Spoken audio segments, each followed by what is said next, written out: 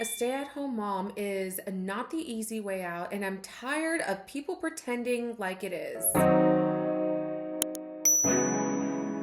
I've been a stay-at-home mom for over a year and a half now, and I feel like nobody really tells you what life is actually like when you make that kind of a transition. People either will romanticize it or say it's the easy way out, and I'm like, no, it's neither one of those things. It's actually like a lot more layered than people think, and I wish I had somebody to tell me what life was like when you become a stay-at-home mom. So I just want to be that friend to you right now and just give you my honest take on it, my time doing it so far. You're home all day long, yes, but you are also balancing everything. You are balancing your home, your child, your marriage, your own mental state, and most of the stuff you do, nobody even sees it. And honestly, the best way that I can describe being a stay-at-home mom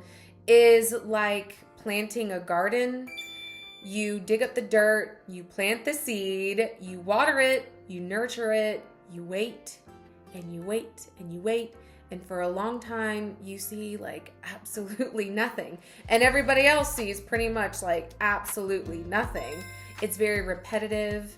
It's the same routines over and over. It's the laundry that never ends. It's the cooking, it's the cleaning, it's the diapers, it's managing the schedules, it's maintaining your marriage, and just constantly giving and pouring out. It is the most selfless job you can ever embark on. And it is invisible work. You're thinking ahead, you're remembering everything, you're managing the emotional atmosphere of your home, but there's like no moment where someone's like, wow, look what you did today. So if you're not careful, it can feel like what you're doing all day, every day, like just doesn't matter. And you can get really caught up in that redundancy. And something else that I didn't expect is how lonely it can feel sometimes. So your days will feel long, and oftentimes they can blur together. Like the irony, even though you're with a little human all day long and you're not technically alone, it is not the same as being with another adult and having adult conversations or mental stimulation or just feeling like yourself.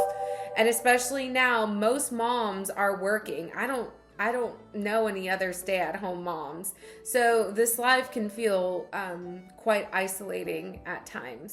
Just because you chose to stay at home or you just are staying at home doesn't mean that your brain shuts off. Like, you still need growth.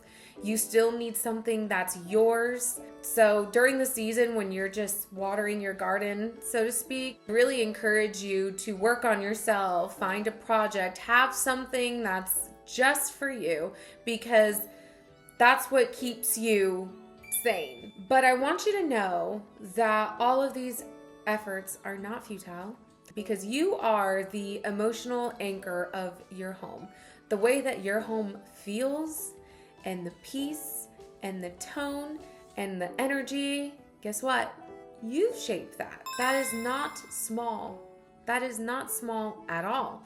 And then one day you're going to look back and you're just going to start to see it. You're going to start to see that garden you've been watering, and it starts to sprout. And then one day you're like, oh my God, wow, I did that. I created this home. My child is happy and cared for because of me. He's eating well because of me. And my husband gets to come home to peace and love and a good meal because of me. And my home feels beautiful and safe and organized because of me. I get to make a beautiful life for my child and my family.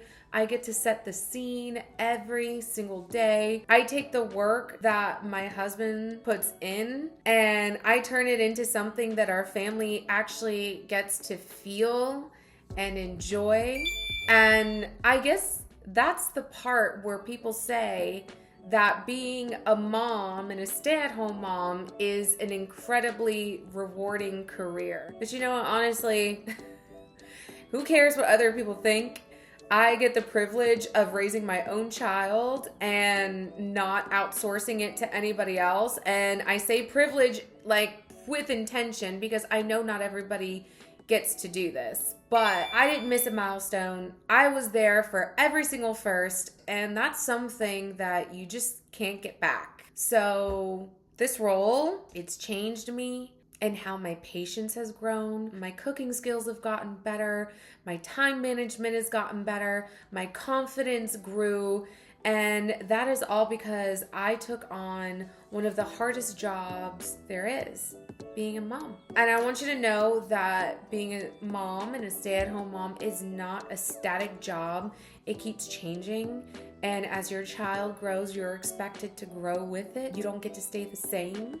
So at the end of the day, nobody is going to validate this for you. You have to be the one to decide that it's worth it first. And once you do, you show up completely different.